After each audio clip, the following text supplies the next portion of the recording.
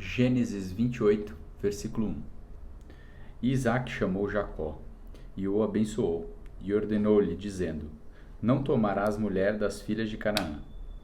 Leva-te, vai a Padan-Arã, a casa de Betuel, pai de tua mãe, e toma mulher para ti, dentre as filhas de Labão, irmão de tua mãe.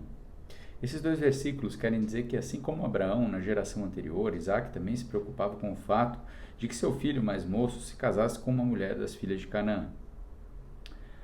E o Deus Todo-Poderoso te abençoe e te faça frutífero e multiplique, para que tu possas ser uma multidão de povos, e te dê bênção de Abraão a ti, e tua semente contigo, para que herdes a terra em que és estrangeiro, que Deus deu a Abraão.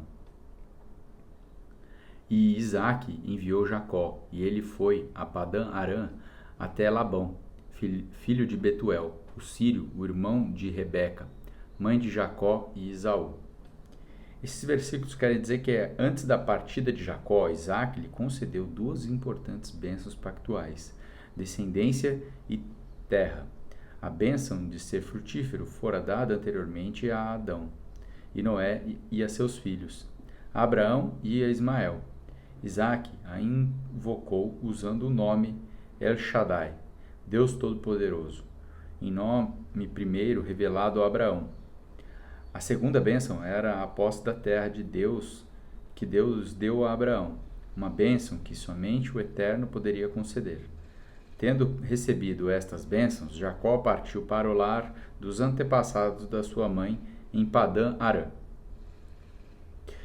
Versículo 6. E quando Esaú viu que Isaque havia abençoado Jacó e o enviara a Padan-Arã para tomar uma mulher de lá, e que, quando ele o abençoou, lhe deu uma ordem dizendo: Tu não tomarás mulher dentre as filhas de Canaã. E Jacó obedeceu seu pai e a sua mãe, e foi para Padan-Arã. Esaú, vendo que as filhas de Canaã não agradavam a Isaque, seu pai, então foi Esaú a Ismael e tomou para ser sua esposa, além das mulheres que ele tinha, a Malaalate, filha de Ismael, filho de Abraão, irmã de Nebaiote. Esses versículos quer dizer que quando Esaú viu que seu pai Isaque não aprovava as mulheres cananeias com que ele se casara, as duas mulheres cananeias com que ele se casara, ele não as despediu. Em vez disso, acrescentou outras tomando suas primas, Maalate, filha de Ismael, como sua terceira esposa. Maalate era também conhecida como Bazemate. Nebaiote, irmão de Malaate, era primogênito de Ismael. 10. E Jacó saiu de Berseba e foi em direção a Arã. E ele chegou a um certo lugar e ali ficou a noite toda, porque o sol estava posto. E ele tomou umas pedras daquele lugar e as colocou como seu travesseiro, e se deitou naquele lugar para dormir.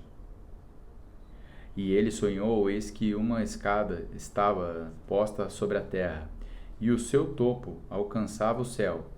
E eis que os anjos de Deus subiam e desciam por ela. E eis que o Senhor estava em pé acima dela e disse: Eu sou o Senhor, Deus de Abraão, teu pai, e o Deus de Isaque. A terra em que está deitado darei a ti a tua semente. E a tua semente será como o pó da terra, e tu serás espalhado para o ocidente, e para o oriente, e para o norte e para o sul. E em ti e a tua semente todas as famílias da terra serão abençoadas. Eis que estou contigo, e te guardarei de todos os lugares aos quais tu fores, e te trarei novamente a esta terra, pois eu não te deixarei, até que um dia feito aquilo que eu tenha falado. Esses versículos de 10 a 15 querem dizer que Jacó partiu para o monte em uma viagem de 800 quilômetros até Arã. Ao fim de um dos seus primeiros dias, ele parou na terra central da Palestina e acampou ao ar livre. Nessa noite, Deus apareceu para ele. Talvez a escada, uma melhor tradução seria escadaria, que ele sonhou fosse uma versão sobrenatural da Torre de Babel. da humanidade com os anjos de Deus, e não seres humanos pecadores, usando-os para se descolarem do céu para a terra. No sonho, o Senhor transferiu a Jacó todos os elementos essenciais das promessas dadas originalmente a Abraão e Isaque. Todas as principais características da época de Abraão incluem a dádiva da terra, a promessa de uma descendência tão numerosa quanto o pó da terra, e povos sendo abençoados por intermédio de Jacó e sua semente. Assim como seu pai Isaque, Deus prometeu que estaria com Jacó por onde quer que ele andasse, e que o traria de volta para a terra prometida. 16. E Jacó despertou do seu sono e disse: Certamente o Senhor está nesse lugar, e eu não o sabia. E ele estava temoroso e disse: Quão terrível é este lugar!